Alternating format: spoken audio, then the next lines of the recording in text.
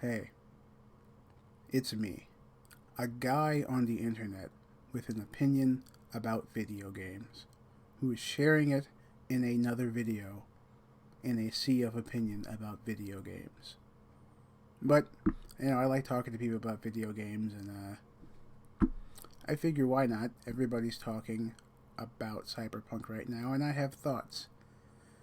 As a longtime lover of open world RPGs, I was first introduced to the genre back when I watched that Toonami commercial where they were talking about Morrowind. My brother and I saw it, and we were like, this is amazing.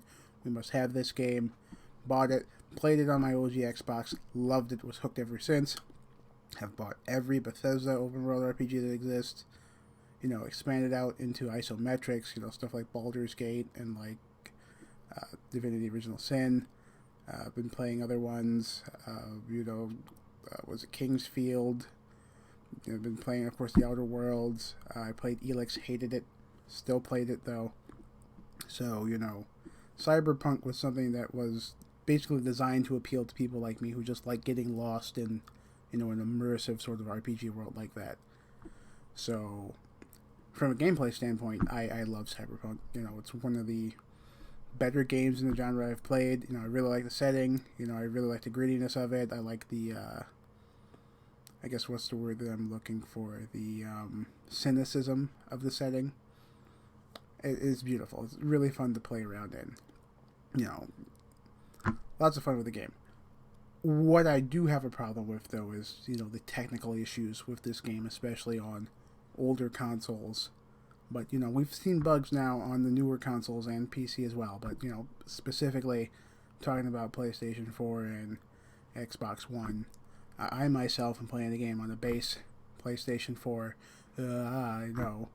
I didn't get the Pro because I was going to just wait out for the PlayStation 5. I have no regrets about that, even though you can't buy a PlayStation 5 right now. It's kind of the way I want to roll.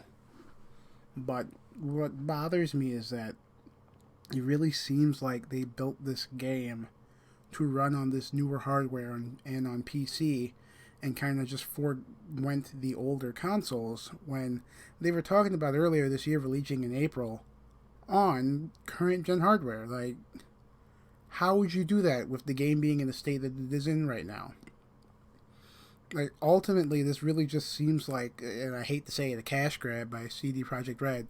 They wanted to get the game out before Christmas, get all those holiday sales, especially from people who aren't, quote-unquote gamers, who want to be able to buy gifts for, their loved ones, or who maybe, only really buy video games around the holidays when you have, that extra money to spend. And that's really disappointing, especially given CD Projekt Red's pedigree and, their last work on the Witcher series. But I think this really comes back to, a bigger topic, that really worries me are the people who are defending the practice that CD Projekt Red had, just sort of kind of shoving this trash out in front of us. In that, people are defending CD Projekt Red like they're their personal friend, that they've been, affronted. Well, companies aren't people. They're not your friends. At the end of the day, they're out to make money for their shareholders. CD Projekt Red's shareholders not happy right now with all the bad press from this, but at the end of the day, with the amount of money they're making on pre-orders, I can't see them complaining too much. You shouldn't treat a company like it's out there defending you and it has your back. You should treat the people who work at the company with respect because they're people. And even if those people are bastards, you should treat them with some sort of like a quiet disdain. But you shouldn't be actively out here sending death threats or anything like that. But companies are not people. And I thought that we'd kind of seen this time and time again. We're also seeing it right now with Nintendo and what they're doing with Smash and Splatoon and all that. Everybody thinks, oh, Nintendo, they're, the one and only friends of all gamers. They're a company. They're a Zaibatsu out in, Japan. They, at the end of the day, are about making them Benjamins. They are not your friend. They're a very good company, and I think that they have morals behind them. Same thing with CD Projekt Red. I think that they very much care about their reputation and, the quality of the work that they put out, and I have 100% faith that they will go in and rectify the situation to the point where the game isn't crashing every half hour to an hour on the old consoles. But the corporate structure, the entity that is CD Projekt Red, is not a person, and you shouldn't treat it like one. That is not your friend.